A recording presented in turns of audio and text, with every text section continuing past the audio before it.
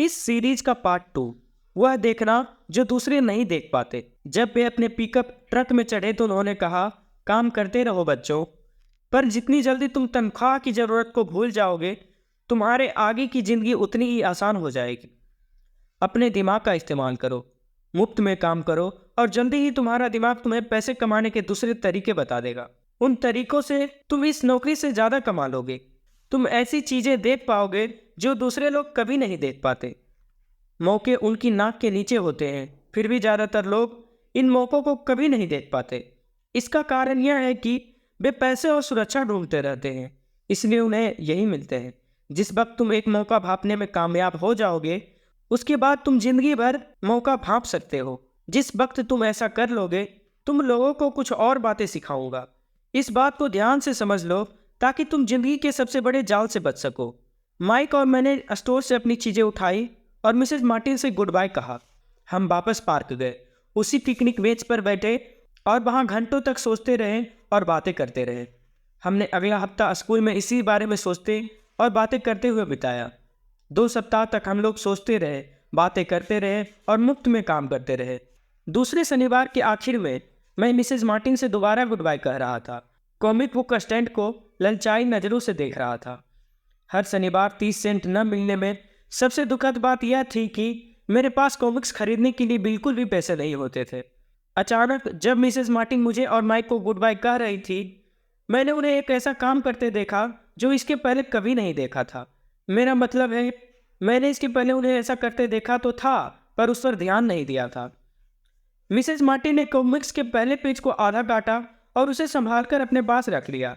बाकी की पुस्तक को उन्होंने एक बड़े से भूरे कार्डबोर्ड के डिब्बे में डाल दिया। जब मैंने उनसे पूछा कि वे इन कॉमिक्स का क्या करती है, तो उन्होंने कहा, मैं उन्हें फ्रैंक देती हूँ। जब वह नई कॉमिक्स लाता है तो मैं ऊपर के आधे कवर को क्रेडिट के लिए कॉमिक बुक डिस्ट्रीब्यूटर को दे देती हूँ। वह 1 घंटे में आने ही वाला है। माइक और मैंने 1 घंटे तक इंतजार किया।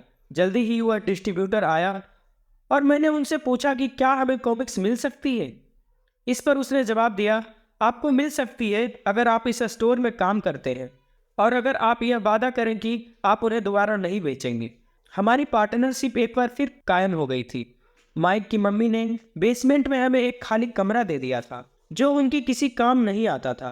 हमने उसकी सफाई करके उसमें सैकड़ों कॉमिक्स जमा कर ली। जल्दी ही हमारी कॉमिक्स लाइब्रेरी लोगों के लिए खोल दी गई। माइक की छोटी बहन को पढ़ने का बहुत शौक था, इसलिए हमने उसे अपनी लाइब्रेरियन बना दिया। लाइब्रेरी में आने और कॉमिक्स पढ़ने के लिए वह हर बच्चे से 10 सेंट लेती थी। स्कूल खत्म होने के बाद हर दोपहर 2:30 से 4:30 तक लाइब्रेरी खुलती थी। पड़ोस के बहुत से बच्चे इसके ग्राहक बन गए थे और वे जितनी कॉमिक्स पढ़ना चाहते थे 2 घंटे में पढ़ सकते थे। यह उनके लिए बहुत बढ़िया सौदा था, क्योंकि एक कॉमिक्स की कीमत 10 सेंट होती थी और 2 घंटे में वे 5 या 6 कॉमिक्स पढ़ लेते थे। माइक की बहन लौटते समय बच्चों की तलाशी लेती थी और यह देख लेती थी कि वे अपने कपड़ों में कॉमिक्स छुपाकर तो नहीं ले जा रहे हैं। वह इस बात का रिकॉर्ड भी रखती थी कि हर रोज कितने बच्चे आए, उनका नाम क्या था और उनका सुझाव क्या था। माइक और मुझे 3 महीने तक हर हफ्ते $9.5 का औसत लाभ हुआ। हमने उसकी बहन को हर हफ्ते $1 का भुगतान किया और उसे मुफ्त में कॉमिक्स पढ़ने का फ़ायदा भी दिया। हालांकि वह कॉमिक्स कभी कभार ही पढ़ती थी, क्योंकि वह हमेशा पढ़ाई में लगी रहती थी। माइक और मैं समझौते के मुताबिक हर शनिवार स्टोर में काम करते रहे। साथ ही हम अलग अलग दुकानों से कॉमिक्स इकट्ठी करते रहे। हमने वादे के मुताबिक कॉमिक्स नहीं बेची। जब कोई कॉमिक्स फट जाती थी तो हम उसे जला देते थे। हमने इसकी एक शाखा खोलने की भी कोशिश की, लेकिन हमें माइक की बहन की तरह मेहनती और भरोसेमंद लाइब्रेरियन नहीं मिला।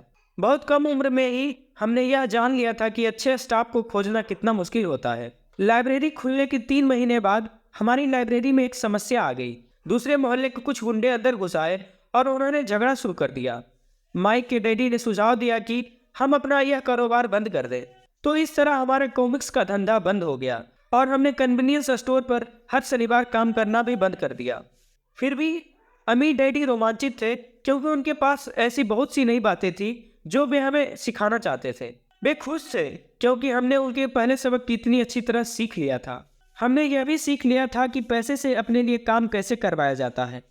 स्टोर में नौकरी के बदले में पैसा नहीं मिलता था, इसलिए हमें मजबूरन अपनी कल्पना शक्ति पर जोर डालना पड़ा ताकि हम पैसा कमाने का दूसरा तरीका ढूंढ सके। कॉमिक्स लाइब्रेरी हमारा अपना व्यवसाय था।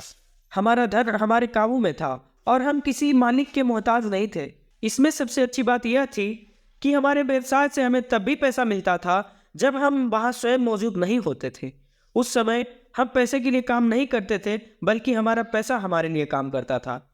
ज़्यादा तनख्वाह देने के बजाय अमीर डैडी ने हमें इतनी बढ़िया नसीहत दे दी थी। और इस चैप्टर का पार्ट 2 समाप्त हुआ। तो मिलते हैं नेक्स्ट वीडियो में। अगर वीडियो अच्छा लगे तो लाइक शेयर एंड सब्सक्राइब जरूर कीजिएगा। धन्यवाद। मिलते हैं नेक्स्ट वीडियो में।